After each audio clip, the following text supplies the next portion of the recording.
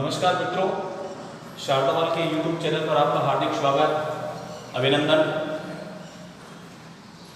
कोविड-19 के चलते हम अभी ऑनलाइन क्लास ही ले पा रहे हैं, तो उसके निमित्त हमने पूर्व की कक्षा में पढ़ा था वर्ड के बारे में, यानी शब्द की जानकारी ली थी हमने।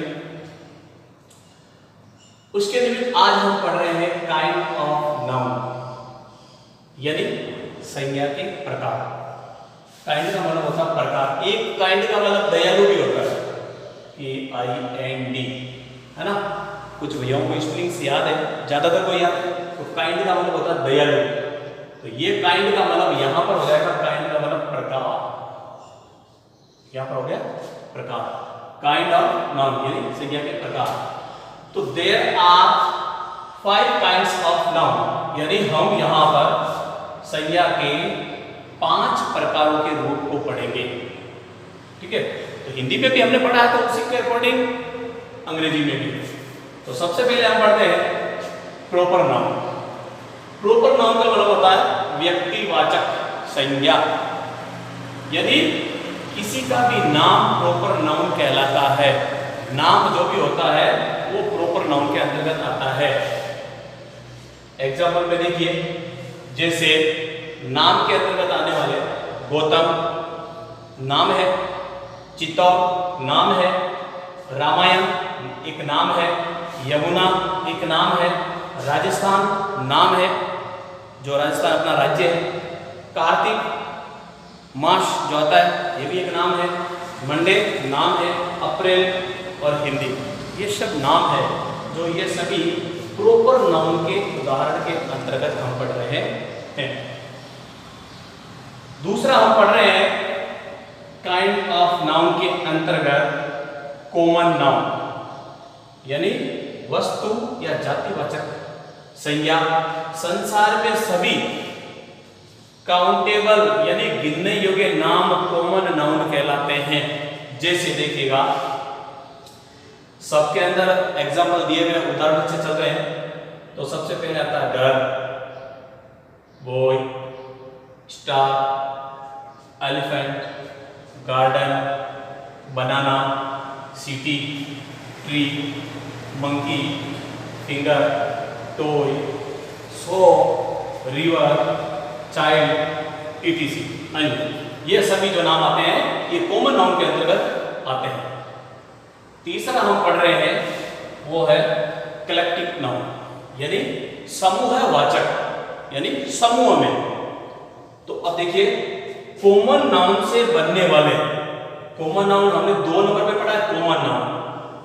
ठीक है, तो देखिए कॉमन नाउन से बनने वाले समूह का नाम, समूह है, समूह जिसको कलेक्टिव बोला जाता है, समूह का नाम कलेक्टिव नाउन कहलाता है। तो उसके उदाहरण क्या है, आइए देखिए। तो सबसे पहले आता है एग्जांपल के अंदर टीम। टीम का मतलब होता है दल, यानी खिलाड़ियों का दल होता है।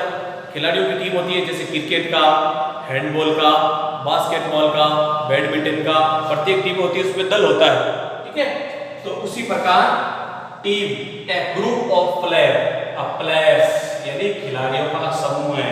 खिलाड़ियों का समूह क्या कहलाता है? टीम कहलाता है। क्या कहलाता है? टीम, जिसको हिंदी में दल भी कहा जाता है। अगला है आर्मी। आर्मी का मतलब होता है सेना, और एक ग्रुप ऑफ सोल्जर्स, सोल्जर्स यानी सैनिकों का समूह है। सैनिकों का समूह क्या कहलाता है? आर्मी कहलाता है। सैनिकों का समूह क्या कहलाता है? आर्मी कहलाता है। तो उसको बोलेंगे, जैसे परीक्षा के अंदर सवाल भी आ जाता है, अपने क्वेश्चन भी आता है परीक्षा के अंदर, तो ए ग्रुप ऑफ सोल्जर्स, अगर ऐसा प्रश्न हमारे को पूछा जाता है और इसके बराबर में हम उत्तर लिखेंगे तो आएगा आर्मी। इसको परीक्षा में वन वर्ड के नाते ऐसा सवाल पूछा जाता है। वन वर्ड, शब्द समूह के लिए एक शब्द, एक शब्द। जैसे ए ग्रुप ऑफ सोल्जर्स, यानी सैनिकों का समूह क्या कहलाता है? आर्मी कहलाता है। उसी प्रकार खिलाड़ियों का समूह क्या कहलाता है?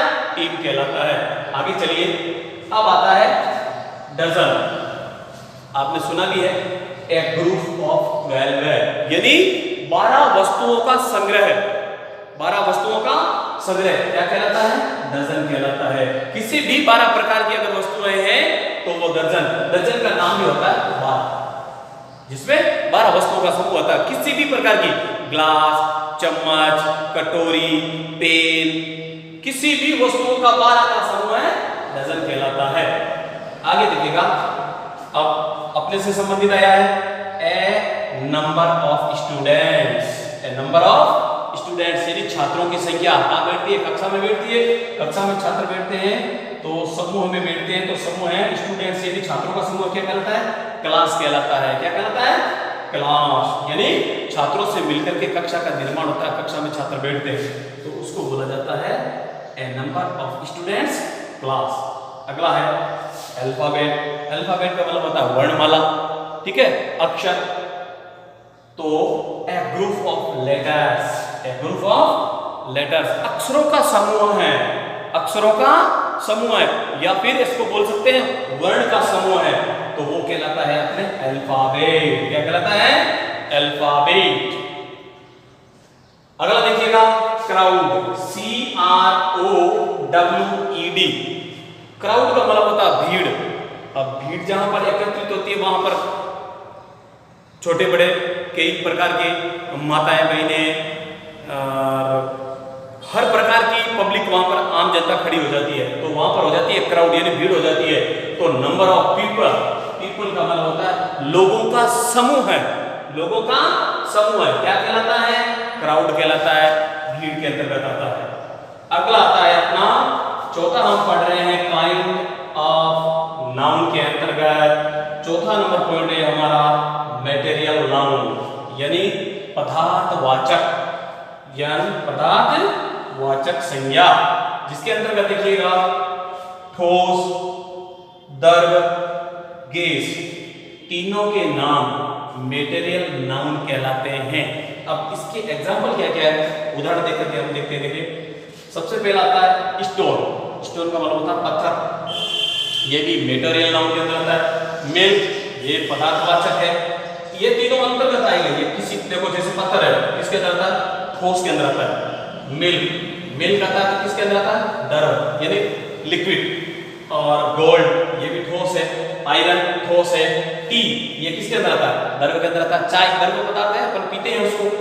उसी प्रकार oxygen, juice, blood, ink, silver, flower, rubber, water, rice और वीट। एक बार इनकी हिंदी अनुवाद देख लेते हैं। स्टोन यानी पत्थर, मिल्क यानी दूध, गोल्ड यानी सोना, आयरन यानी लोहा, टी मन चाय, ऑक्सीजन एक गैस का नाम है, जूस जो हम पीते हैं, ब्लड रक्त जिसको बोला जाता है, इंक जो पेन में डालते हैं शाही, सिल्वर चांदी, फ्लोर यानी आटा, और रबर जो पेड़ों से हमें प्राप्त होता है, और वाटर का मतलब होता है पानी, राइस का मतलब होता है चावल, और वीट का मतलब होता है गेहूं।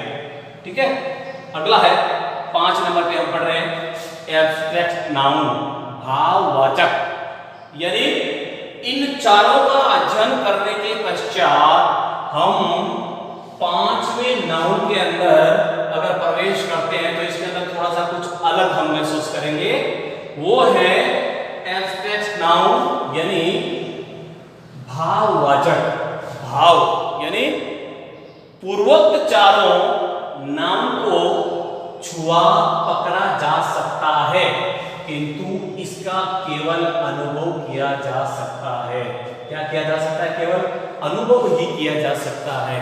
अब देखिए एग्जांपल के अंदर, अब देखिए हॉनेस्टी, ऑनेस्टी यानी ईमानदारी। ये हम जैसे अपना कोई दोस्त है, कोई भाई है, कोई रिश्तेदार है, तो केवल हम अनुभव कर सकते हैं कि ये ईमानदार है। हम उसके साथ में रहते हैं, वार्तालाप करते हैं, तो उनके अनुभव से हम परिचित होते हैं, तो हम ये पता लगा सकते हैं कि ये ईमानदार है। अगला आता है ब्यूटी। ब्यूटी यानी सुंदरता, यानी जो सुंदर होता है वो भाववाचक संज्ञा के अंतर्गत आता है। दूसरा है ब्रेवरी यानी बहादुरता, गुडनेस अच्छाइयां, डेथ, डेथ यानी मृत्यु, लक, लक यानी भाग्य, सोरो, सोरो यानी दुख, और हैप्पीनेस, हैप्पीनेस यानी खुशियां, इलनेस यानी बीमारियां, लव यानी प्रेम और हेल्थ का मतलब होता है स्वास्थ्य।